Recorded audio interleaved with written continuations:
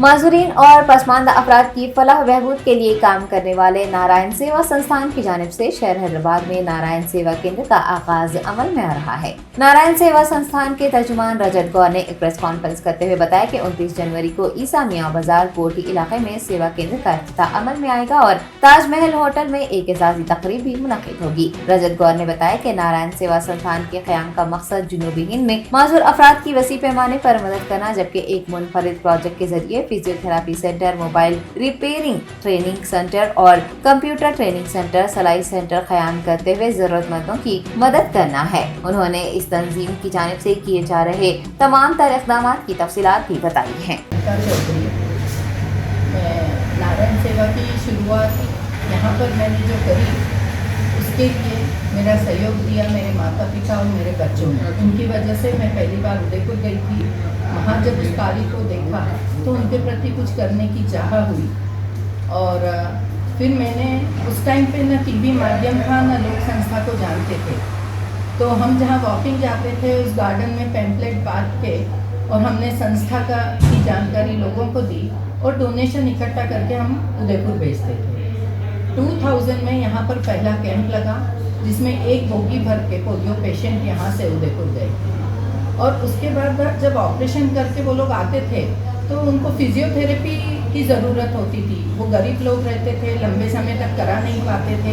तब हमारे मन में आया कि अगर कोई हमें कोई बिल्डिंग, कोई भवन दान में दे दे तो हम यहाँ भी फिजियोथेरेपी सेंटर चालू कर सकते हैं। और कमल नारायण जी राठी ने हमें ये भवन दान में दिया और 2004 से यहाँ पर निरंतर कार्य चल रहा है।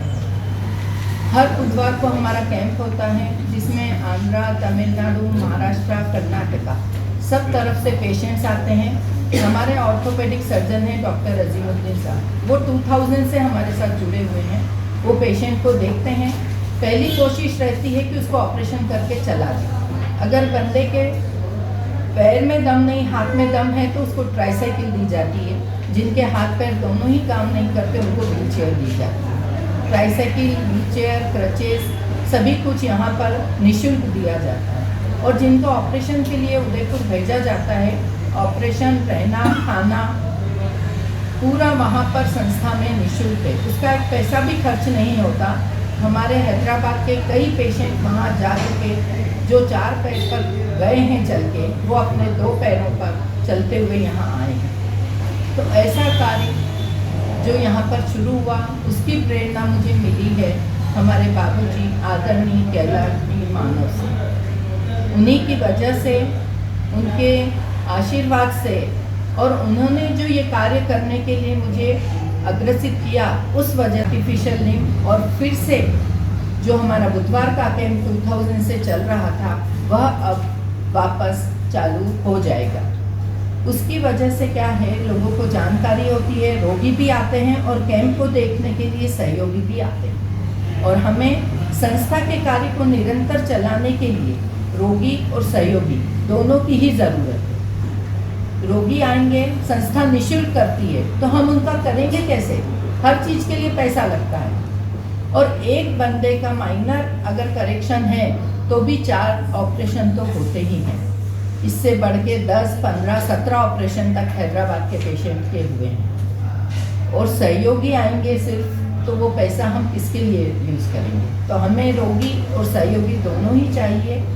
तो इस कार्य को अब हम यहाँ पर नए रूप में लोगों के सामने प्रस्तुत कर रहे हैं। अभी तक सिलाई के और मोबाइल रिपेयरिंग, कंप्यूटर का ये सब हेड ऑफिस यानी हमारी मुख्य संस्था उदयपुर में ही ये कार्य निरंतर चल रहे थे। लेकिन प्रशांत जी जो बाबूजी के बेटे हैं, जैसा कि ये कार्य निरंतर इसीलिए चलेगा क्योंकि ये पीढ़ी दर पीढ़ी चलता आ रहा है। जिस भावना से बाबूजी ने, कैलाश मानव जी ने कार्य शुरू किया, उनके बेटे प्रशांत जी भी और उनकी पत्नी वंदना इसको निरंतर आगे ले जा रहे हैं। तो 29 तारीख को इस भवन की ओपनिंग है।